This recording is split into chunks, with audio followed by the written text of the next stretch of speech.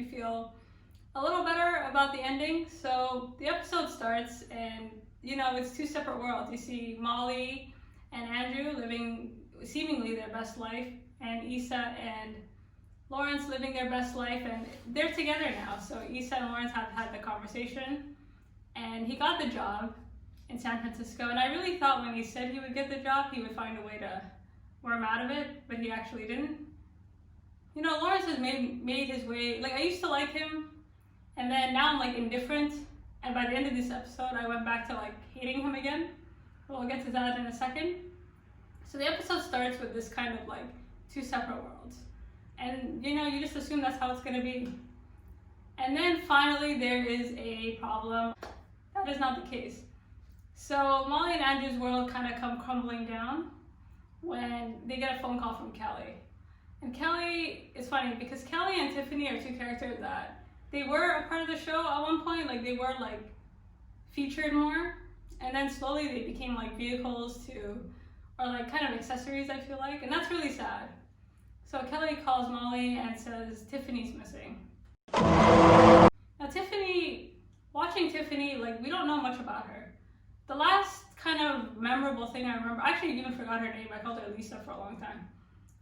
Tiffany, from what I remember of her, like briefly, is that she's kind of a perfectionist. She had a baby. In the early episodes, like, she obviously wasn't handling motherhood that, well. But again, we don't know much about her, to be honest. We don't know much about Tiffany, and we don't really know much about Kelly. I wish they were in it more, especially Kelly. So anyways, so the group gathers once again to try and find Tiffany. And so they're looking all over the city, wondering where she had gone, and God bless Kelly's heart, like, she is hilarious. And they kind of go into this like Law and Order SVU like investigation and trying to figure out like first of all, where is she, and why did she just disappear off the face of the planet? And I think the best kind of scene in this was the bus scene. It was hilarious and it was touching. So Tiffany's husband basically like confiding in them, saying, she's basically burned out, which is what we suspect, and that she just, she's had a breakdown. And in the end, they do find Tiffany in a hotel room, and she's apologetic, and watching the group come together, because it's been a while since we've seen Kelly, Tiffany, and Molly and Issa, like the four of them together. Not since Coachella, I think. And I remember Tiffany having a conversation with Issa after that disaster at Coachella, saying, I really tried to party with you guys. I really tried to enjoy myself. And this was when she was like pregnant, I think, or like married. I don't even remember the last time like we saw Tiffany. And just, her kind of, and the only time we ever see Kelly is like helping Tiffany. So there are indications that there is a problem. So the four of them haven't really been friends in a while. Like, they kind of split off into a pairing, and then that pairing split off, and all this to say that's it. And the whole point of this little encounter, in my opinion, was to try and bridge these two worlds. And I think they did a good job of that. And I think had it not been for this incident, the ending of this episode would not have been like nearly as believable. So after this breakdown, they go their separate ways again, and Andrew, so we start off with, one perfect universe, which is Andrew and Molly, and they break up. He breaks up with her, actually. And we saw this coming from like a mile away. But the way he does it is honestly to the point. He says, I'm tired. I feel like I'm walking on eggshells around you. You don't like me, I don't like you. Everybody knows this. So like and you see Molly for the first time like fighting and not arguing. Because before the incident with Tiffany, they were on the verge of an argument. Like, Molly was once again like in this defensive, like, I bend over backwards for you, I do everything. And after this, it's almost like Molly's whole perspective just shifts, and it's a believable shift. That's the thing, like, you see her mind shift. So no more Molly trash, guys. Like, Molly is not trash anymore. So instead of arguing with him, she's like trying to negotiate, and she's really fighting, and he kind of looks at her and says, well, what are you fighting for? And I think she was projecting onto him what maybe she wishes she said to Issa. That's my feeling. And watching her like scramble, and that scene when they kind of zoom in on her face, and you see like she's trying to come up with an answer, but she's left like speechless. And I thought that was really beautiful, to be honest, like, because, you know, she, for once, she's kind of, you know, they put baby in a corner, right? Like, she has to really step back and realize, ooh, girl, maybe I am part of the problem. And after, you know, that sequence with Tiffany missing, like, it was very organic, and it made the rest of the episode very believable. And then on the flip side, so the episode starts with these two perfect worlds, and now one world has been completely destroyed, and Molly's left like without a boyfriend, and, you know, kind of wondering where she's at. And even her friends, right, like, she didn't know it was that bad with Tiffany. She didn't know really what was going on, and I think a little light bulb went off in her head. And then on the other side, Lawrence and Issa, so they're together. Everything's fine. Nathan has been written off. Like, he was in it for like all of 5 seconds, and then I totally forgot about him. Like, he's sayonara. Maybe he'll come back, maybe he won't. But I like Nathan. Anyways, all I have to say is Lawrence is trash. I'm sorry. Like, you can hate me in the comments, you can write whatever you want, but fuck Lawrence, okay? Like, he just has a very punchable face. Like, every time he comes on screen, I just want to be like, I hate you, you know? And even Daniel had a very punchable face. I don't know. I don't find him, anyway. So Lawrence and Issa, they're together, and then he kind of comes in with the news that Condola is pregnant. Now, Condola, like, whatever your opinions are about Condola, like, to be honest, she's on a different league. Like, she's way too good for him. She's way too good for everybody on that show, to be honest. Like, she's, like, from the outside looking in, she seems like she has her shit together, more or less. Maybe she doesn't, but she certainly demands a certain level of respect. But so we find out Condola's pregnant, something that we see, you know, I had a feeling, and I think an otherwise disappointing twist was kind of made believable when Lawrence was like, well, that doesn't change anything. Like, I thought he was gonna use that as a way to, again, you know, slide out of there. But the flashbacks between Lawrence and Condola, I mean, okay, like, his first reaction was, you're gonna keep it? Like, how do you know it's mine? And I just looked at him like, I know people have different values and different things like that, but he's a 30-year-old grown-ass man. Like, I was like, excuse me? Excuse me? Like, trash bag. And the thing is, before he, you know, got all religious and was like, oh, I want to date one person, like, he went through this fuckboy phase, so I'm surprised he didn't get, you know, somebody pregnant earlier. Like, sorry. And now that happened, and then watching his reaction to it, I think Issa deserves better, but her world got completely destroyed. I think, see, now you can see, like, Issa's brain, like, rewiring, like, is this really the person I want to, like, you know, at what point can you bend over backwards before you just have to, like, leave? And I don't think it's a good enough excuse to be like, well, they were separated. It's like, no, he was in a relationship with Condola, and his reaction to her pregnancy was trash.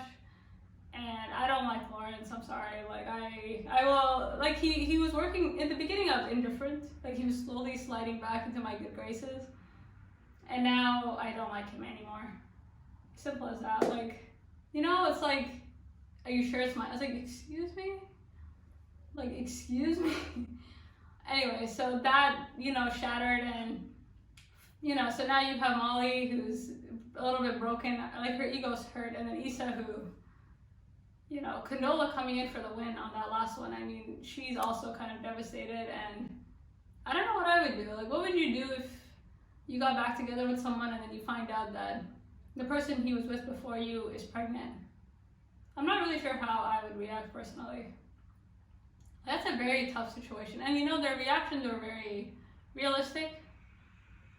But I will give credit to Lawrence that he didn't worm his way out, or, like, kind of good guy, or rationalize his way out. He's like his own podcast at this point. But at the end, Molly calls Issa. So she calls her, and they sit together, and this was very organic. This was very, I think that incident with Tiffany gave them kind of a foundation for reconciliation. Like, I think Molly finally, her brain processed that, like, you know, I need people in my life. And the way Andrew broke it down to her, like, I think she needed someone like that, someone who isn't going to take her shit, and someone who's just going to be like, listen, you're wrong, she never negotiates. So that meeting was, and you know, I really like what Issa said, where she was like, you know, I'm glad you called, instead of, you know, no, I'm not coming, like, fuck you. Because she could have easily said that. She could have been like, you know, I gave you multiple chances. And even the incident with Tiffany, like, Molly was really acting like she's keeping her distance, and Issa was still trying to, like, be friends and be like, hey, you know, do you want to go upstairs or downstairs first? And she's like, well, maybe we can split ways, but... So I like that she was still open, because I don't know what I would have done if I were Issa. I think I would have been like, nah, I don't want to talk to you. I got my own drama. And it's also good that Molly called, because for once, she has to open up. Because I don't like the premise of their friendship, where Molly just thinks that Issa's the one venting, or, you know, like, yes, Issa vents, and yes, like, she talks about herself too damn much, and she just has a lot of shit going on. But, you know, the road goes both ways. Like, if you feel like you're unheard in your friendship, or you can also share. Like, we all have that friend that we, like, spill to, and then that friend never says anything back. Like, they're really good listeners. And for your friends that are good listeners, like, you know, you're allowed to talk back. So I think for once, Molly's on the other side, where she has to sit down and actually talk about herself, and talk about her feelings, and talk about, without judgment, you know, without, you know, other people walking on eggshells around her. Because it got to that point, Molly's that friend where you can't even say anything around her, because she's forever offended. Like, you're always kind of tiptoeing, like, are you sure, girl? Because there's a few times where he says, like, you know, you need a therapist. She got a therapist. Like, are you sure you want to be casually dating and doing these things? And, like, you know, Issa, like, kind of... And then she just couldn't say anything anymore. So it was nice that she now has to sit down and air her dirty laundry, and Issa is in a position to judge, but hopefully not judge. And I think that's the thing with friendships. Like, if someone is opening up to you, or somebody is telling you very personal things, like, just because you disagree with them, or just because you think, like, you know, oh, they're crazy, or like, oh, like, this is such a messy situation, like, the fact that they told you, like, you're not supposed to judge, right? Like, you're supposed to take it in, give constructive feedback, and sometimes it's not what you say, it's like how you say it. And if you're constantly judging people like Molly is, and telling her, you know, your life is messy and this and that, and, like, people don't hear criticism, they hear, like, you're a bitch, or like, you're really mean. So having the tables turned it was fun. Overall, I thought it was very believable. I wish, like, Kelly and Tiffany were in it, because we don't know much about them. But, you know, yes, they were a vehicle to this ending. Like, that whole scene was meant to get to this point where we were supposed to sit there. Like, I thought it was very believable. Like, do I think they'll be BFFs again? No. Yes, maybe. I don't know. Like, I think they'll be friends, but a more matured friendship. You know, it's like, it's growing pains, right? You're no longer the same people, and you're not as perfect as you think you are. And sometimes, you know, like, your friends know what's wrong with you, your family knows what's wrong with you, but when they tell you what's wrong with you, you cut them all off. And then you end up in a bad situation calling them back. And that's it. So overall, I enjoyed it. I'm sad that we have to wait 5 years, but I like that they sat back down together.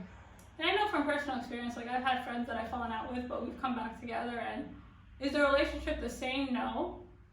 But in a way, it's better. Like, there are boundaries. And I think when a breakdown like this happens and you come together, there is an awareness. And there is, like, maybe more, like, the importance of communication, right?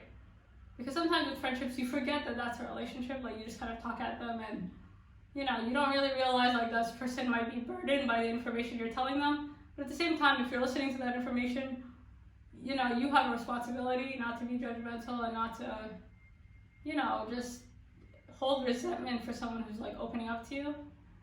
And yeah, I think it was very believable. And I think they'll have boundaries and better understanding about, like, what the other needs, and maybe how to communicate that. Because Molly's issue wasn't that she was right or wrong. Like, a lot of what she says is correct, to be honest. Like, she says very objectively correct things, you know? But she's just so, like, even that conversation with Andrew, she's just like, well, I do this, so I did this, or I do this, and that's just not how it works, right? Like, it's not like what you did and this and that. It's the way you intend to do things. Like, if you have a problem with your partner texting all the time, like, you probably shouldn't approach them and be like, hey, I want to talk about this texting thing. You should be like, hey, how about we try putting our phones down? Like, it's the way you dish out criticism and communicate that to your friends. That's the difference between, you know, a respectful relationship and ones that just, you know, fall out. So, guys, be careful about being real, because there's a fine line between being real and just like straight up rude. So, and that's it. I enjoyed it. I don't know how they managed to, like, it was 30 minutes, but it was quite smooth. Like, it was a very smooth, clean ending. And I was like, oh, that's why we pay for HBO. Very nice. Anyways, let me know what you think. And, you know, okay, let me know what you think. And if you're looking for something to watch, I recommend you watch I May Destroy You. Or Dirty John. That's also a really good show. Anyways, peace from the Middle East, and until next time.